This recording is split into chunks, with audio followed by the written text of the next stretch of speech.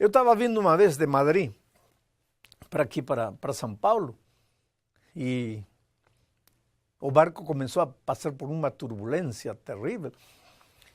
O barco caiu assim num bache, assim, num buraco de ar, numa bolsa dessas, que eu senti que agora chegou o meu fim. E me acurruquei aí, vamos fazer o quê? Me abaixei aí para ver o que vai acontecer. E a turbulência durou alguns segundos. Agora, eu via o que o medo é capaz de fazer. Pessoas tentando correr para a porta. Agora me diga uma coisa.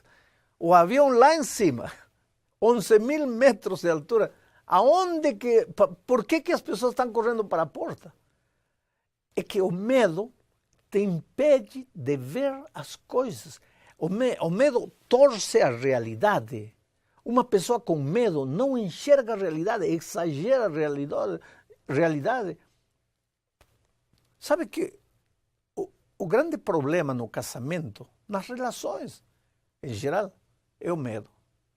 Porque para você se relacionar bem com as pessoas, tem que se relacionar sem medo. Uma pessoa com medo não se relaciona bem com as pessoas. Por quê? Porque tem medo de perder.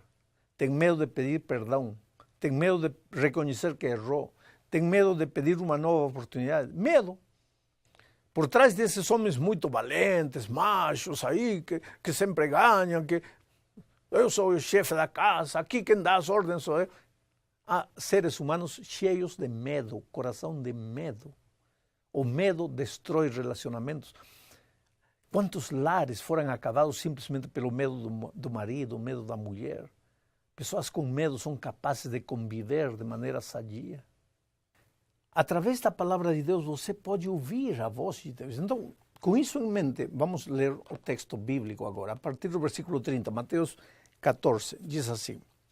E os discípulos, ao verem-no andando sobre as águas, ficaram aterrados e exclamaram, é um fantasma. E tomados de medo, gritaram. Mas Jesus imediatamente lhes disse, tende bom ânimo, sou eu, não tenhais medo.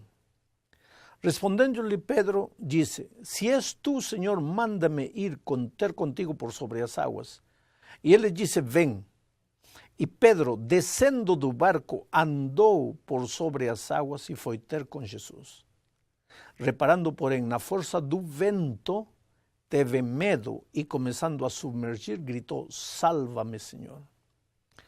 Interessante. A palavra medo se repete 3 vezes neste texto. 3 vezes. Os discípulos estavam com medo. Se você me perguntar, pastor, os discípulos aquela noite no mar de Galileia tinham um problema? Claro que tinham. Qual era o problema? Não era a tempestade, não era a tormenta, não eram os trovões, não era a escuridão, não era o mar agitado. Tudo isso era verdade. Havia mar agitado, havia tormenta, tudo era verdade. Mas o problema deles não era isso. Sabe, é que a gente confunde as coisas. Às vezes diz, não, meu problema é que não tenho dinheiro, que não tenho emprego. Não, querido, que tudo isso é verdade, ninguém pode discutir. Mas o problema, pelo menos no caso dos discípulos, o problema era o medo. O coração deles estava com medo. Eles estavam gritando desesperados porque pensavam que iam afundar. E sabe por quê? Porque a tormenta, eles chegaram no mar, era aproximadamente às 6 da tarde. E quando Jesus apareceu para ajudá-los, já era na 4ª vigília, ou seja, mais ou menos 4 da manhã, de 6 da tarde a 4 da manhã, eles tinham lutado para tirar. A água entrava, eles tiravam, a água entrava, eles tiravam água. Eram marujos experientes. Jesus chamou quando eles estavam pescando, eram pescadores bravos.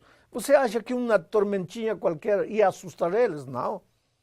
Mas o que acontece? Às 4 da manhã, pues já estavam cansados, já não tinham força.